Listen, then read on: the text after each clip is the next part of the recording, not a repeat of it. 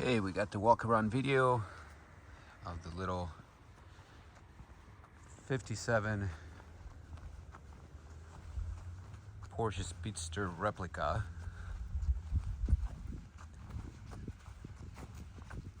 As we mentioned in our comment, do not know much about the history or manufacturer or the kit of which the car was built on, but we'll go through in detail showing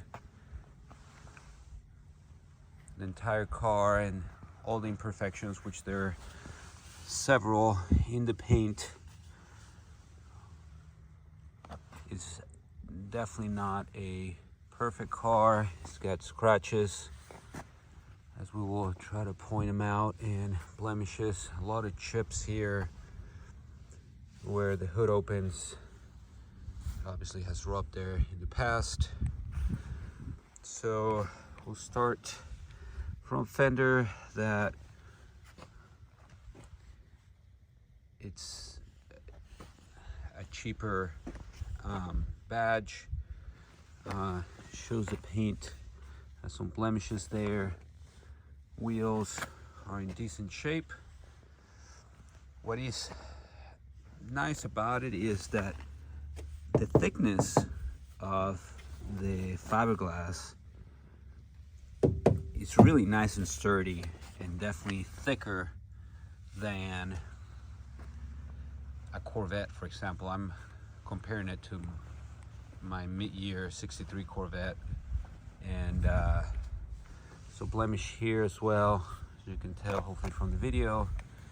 The lenses look decent, but there's corrosion in some of the nuts, a few dents. I don't know if it's perfectly fitted there to the opening. But going back to the fiberglass, this is one good thing about this car. It's really sturdy and thick fiberglass.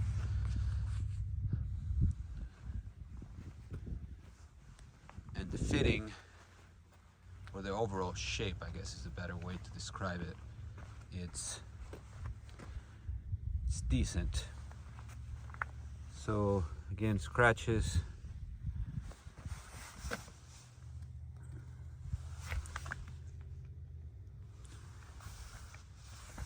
definitely throughout most of the body there's scratches and blemishes and chips. These handles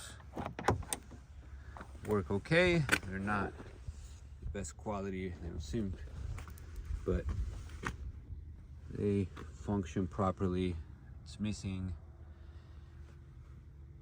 the little handle there to open from the inside.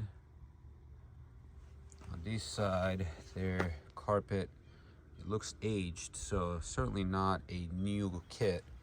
I would say this is probably at least a 20, if not a 30-year-old kit.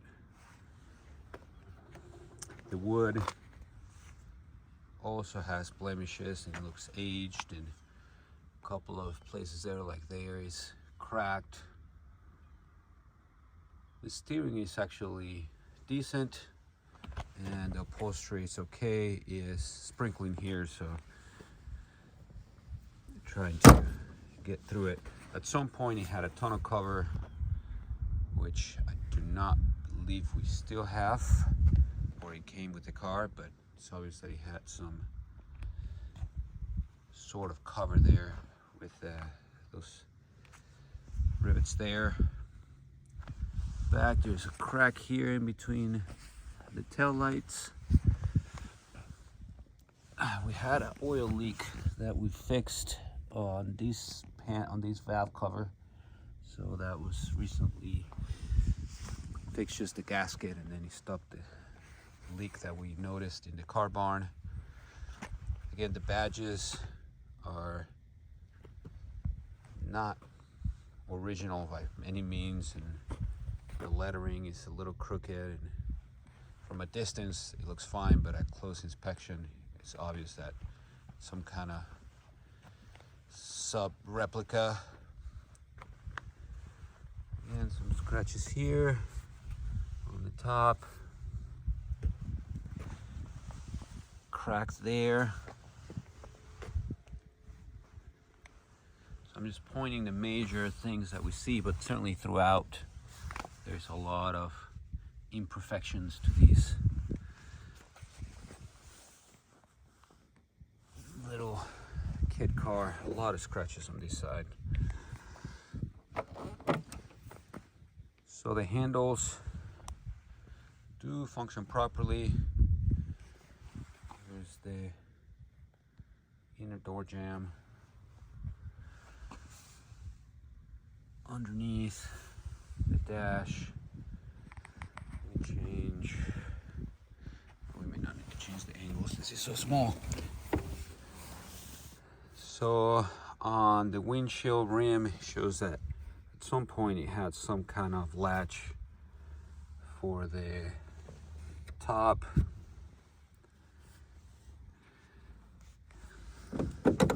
And as we mentioned, the nice thing about it is that you actually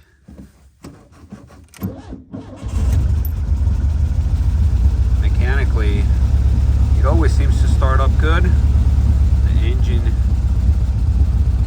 shows to be healthy.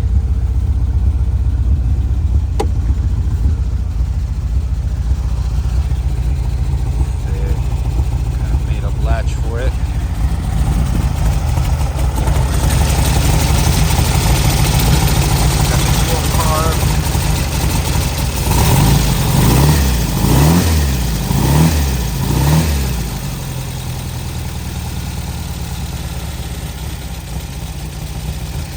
Quite a cold start because we just got it out of the car barn, but we literally only drove it a few hundred feet or a few feet. Open the hood. So the hood, the only issue that it's worth mentioning fiberglass wise, you kind of need two hands to pull these forward so it doesn't rub further in the back. And right there, where the hinge is, that fiberglass shows the crack. But overall, the hood is heavy and thick. Hopefully the video can show that. The latch works well. It's got just a simple battery and the gas tank. Edges are decent.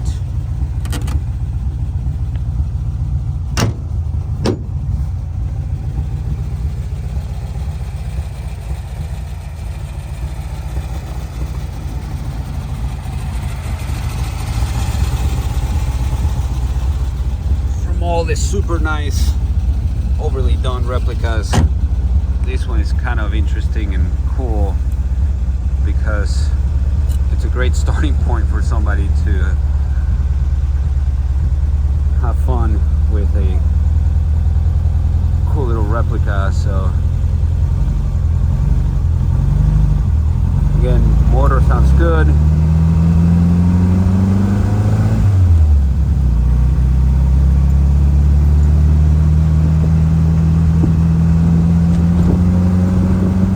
Engages well. It's got decent brakes, discs on the front and drums in the back, and they work properly.